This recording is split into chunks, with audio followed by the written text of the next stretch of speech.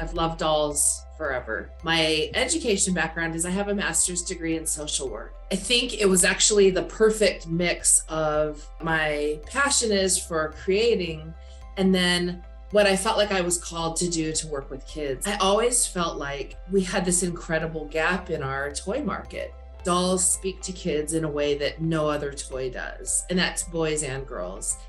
The child needs to look at the doll and be able to see themselves. We can be talking about a medical diagnosis. We can be talking about skin color. We can be talking about, the shape of your eyes or your nose or whatever it is. Kids should be able to see themselves.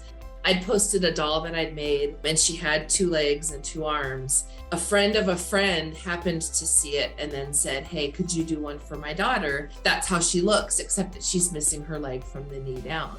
And in 2 months, I had 200 doll orders. And that was only for dolls with limb differences.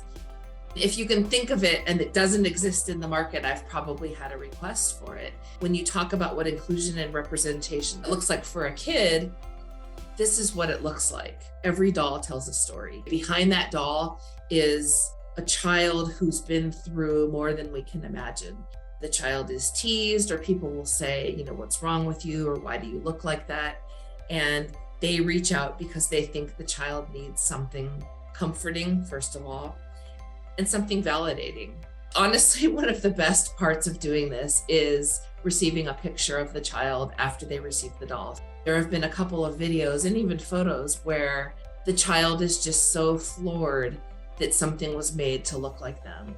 What a privilege to be able to do this for people and make them feel like they were seen, make the families or the caregiver feel like they've been heard, and then to make the child feel like, I see you. I've realized how something so simple and so tender as a doll can quite literally change someone's life.